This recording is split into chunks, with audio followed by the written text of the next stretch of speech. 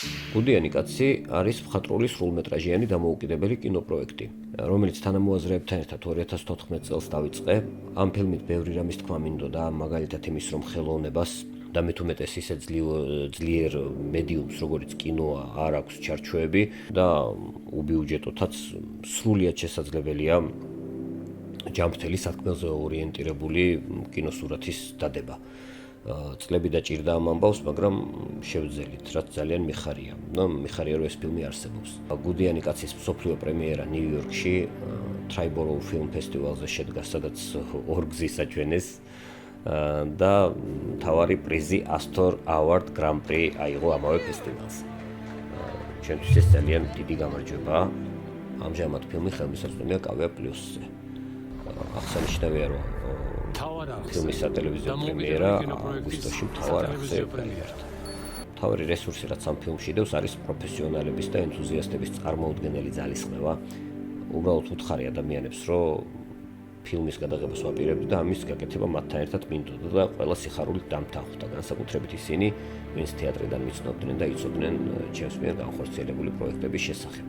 თან ყველაფერი ძალიან ბუნებრივად დაიწყო, ჩემს მეგობარს და ძალიან მაგარ მსახიობს ნანიკო კვარაცხელიას დაბადების დღეზე ვაჩუქე მოკლემეტრაჟიანი ფილმის სცენარი, ჯერ დასრულებული სახით არ იყო, რა თქმა უნდა, ეს სცენარი მონახაზის დონეზე იყო, ზედ დართული პირობით, რომ მალე აუცილებლად გადავიღებდი. ეს მალე ძალიან მალე დადგამართლა და გადაღების მე-7 დღეს აღმოვაჩინეთ, რომ მოკლემეტრაჟიან ფილმს არ ვიღებთ.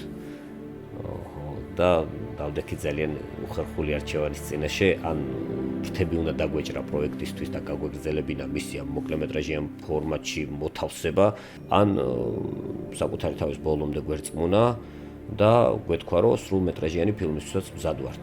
შესაბამისად, ბოლომდე გაგვეშალა ფრთები და ეს მეორე ვარიანტი ვამჯობინეთ, რასაც საერთოდ არ ვნანობ, იმიტომ რომ არც თუ საფუძვლოდ დავიჯერეთ როგორც ჩანს, შესაბამისად დღეს არსებობს გუდიანი კაცი ფილმის სათქმელით, რომ ზრუნვა ადამიანებს შორის აუცილებელია, რომ ემპათიას ალტერნატივა არ აქვს, რომ ამ ქვეყანაში დროის და ეპოქის მიუხედავად იქამდე იბუგინებენ გუდიანი კაცები, სანამ ერთმანეთის და მით უმეტეს სუსტის ჩაგვრა კარგი ტონი გონია და კარგ ტიპობად მიგვაჩნია.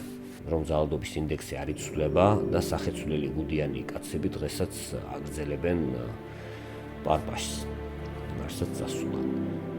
ფილმში მოქმედება 90-იან წლებში იწყება და ჩვენს დროში სრულდება.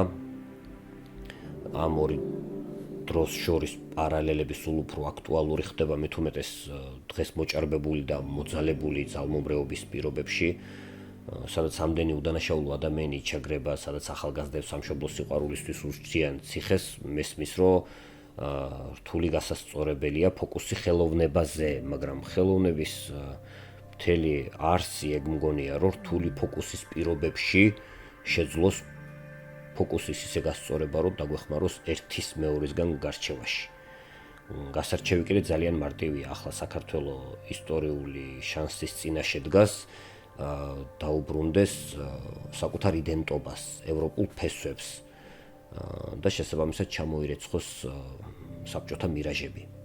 თავისუფლება რეჟიმის ტყვეებს, თავისუფლება მზია ამაღლობელს და შენ გიწყვნი ჩვენს გამარჯვებას გუდიანი კაცის გუნდის სახელით, ჩემო კარგო ქვეყანა.